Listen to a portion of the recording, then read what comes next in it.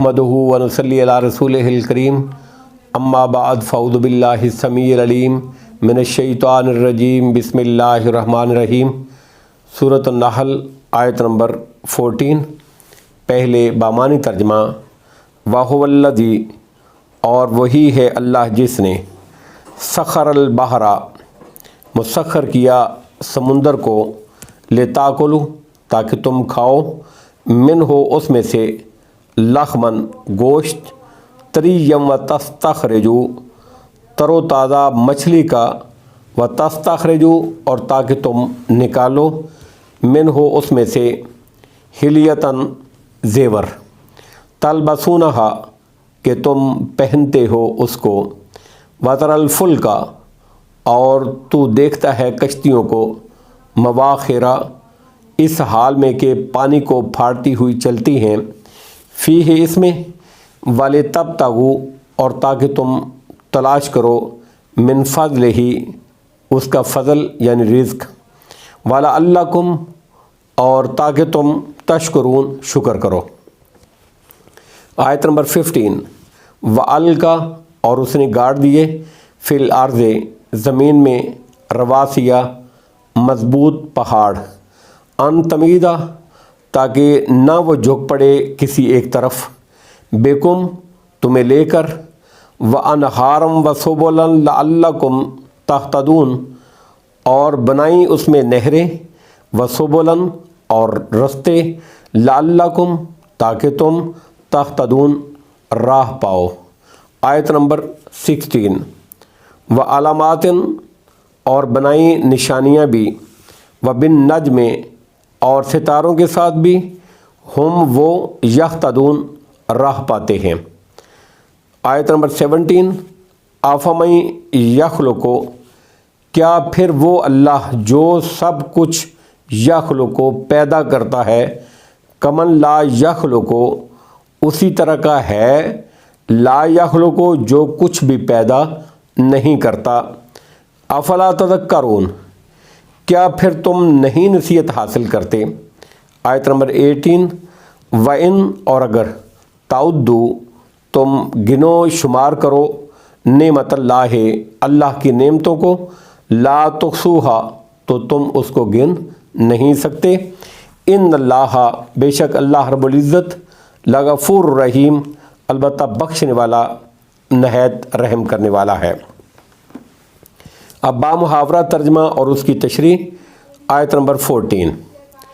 وَهُوَ الَّذِي سَخَرَ الْبَحْرَ، اور وہی ہے اللہ جس نے سمندر مسخر کیا، لِتَأْكُلُوا مِنْهُ لَحْمًا طَرِيًّا وَتَسْتَخْرِجُوا مِنْهُ حِلْيَةً تَلْبَسُونَهَا، تاکہ تم اس میں سے تر و تازہ مچھلی کا گوشت کھاؤ، اور اس میں سے زیور یعنی موتی نکالو جو تم، تلبسونہا، تم اس کو پہنتے ہو، وتر الفلک مواخر فیہ ولتبتغوا من فضلہ، اور تو دیکھتا ہے کشتیوں کو کہ پانی کو چیرتی چلی جاتی ہیں، اور تاکہ تم اس پر اس اللہ کا فضل تلاش کرو، وَلَعَلَّکُمْ تشکرون، اور تاکہ تم شکر کرو۔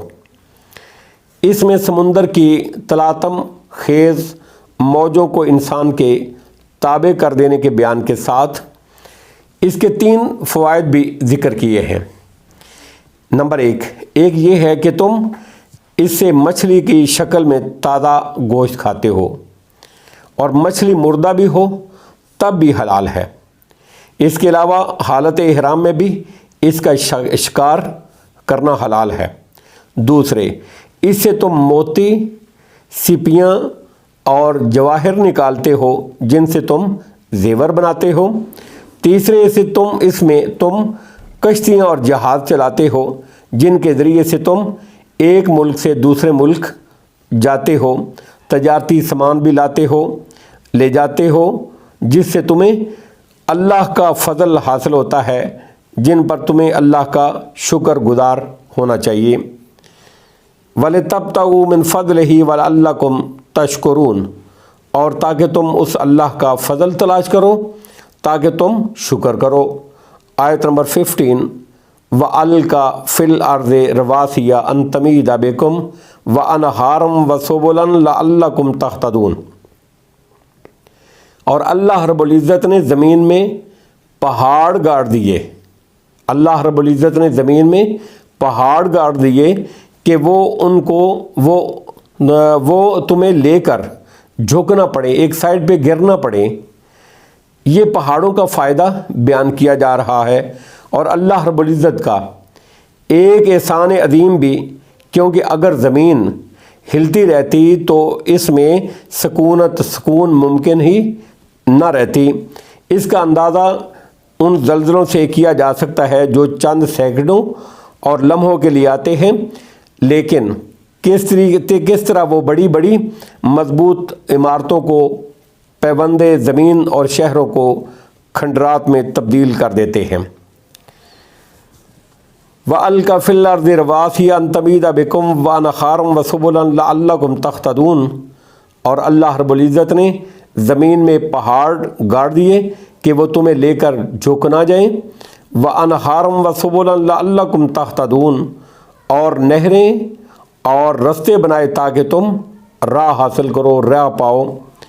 نہروں کا سلسلہ بھی عجیب ہے، کہاں سے وہ شروع ہوتی ہیں، کہاں جاتی ہیں، کہاں دائیں بائیں، شمال جنوب، مشرق مغرب، ہر سمت، ہر جہت کو سیراب کرتی ہیں۔ اسی طرح رستے بنائے جن کے ذریعے سے تم منزل مقصود پر پہنچتے ہو۔ لعلکم تہتدون، تاکہ تم راہ پاؤ۔ آیت نمبر 16۔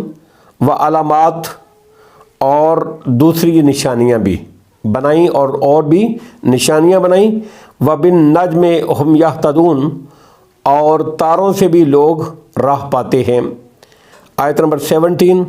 افمن یخلق کمن لا یخلق، بھلا جو اللہ سب کچھ تخلیق کرتا ہے، جو اللہ سب کو پیدا کرتا ہے، کمن لا یخلق، وہ اس جیسا ہو سکتا ہے جو کچھ بھی تخلیق نہ کر سکتا ہو، جو کچھ بھی پیدا نہ کر سکتا ہو۔ افلا تذکرون، کیا پھر تم نصیحت نہیں پکڑتے؟ ان تمام نعمتوں سے توحید الہی کی اہمیت کو اجاگر فرمایا جا رہا ہے کہ اللہ تو ان تمام چیزوں کا خالق ہے، لیکن اس کو چھوڑ کر جن کی تم عبادت کرتے ہو، انہوں نے بھی کچھ پیدا کیا ہے، کچھ انہوں نے پیدا کیا ہے؟ نہیں، بلکہ وہ تو خود اللہ کی مخلوق ہیں۔ پھر بھلا خالق اور مخلوق کس طرح برابر ہو سکتے ہیں؟ خالق اور مخلوق کس طرح برابر ہو سکتے ہیں؟ خالق اور مخلوق کس طرح برابر ہو سکتے ہیں جبکہ تم نے ان کو معبود بنا کر اللہ کے برابر ٹھہرایا؟ کیا تم ذرا بھی نہیں سوچتے؟ افمن یخلق کمن لا یخلق افلا تذکرون، بھلا جو اللہ سب کچھ پیدا کرتا ہے، جو اللہ سب کو پیدا کرتا ہے، وہ اس جیسا ہو سکتا ہے جو کچھ بھی تخلیق نہ کرتا ہو؟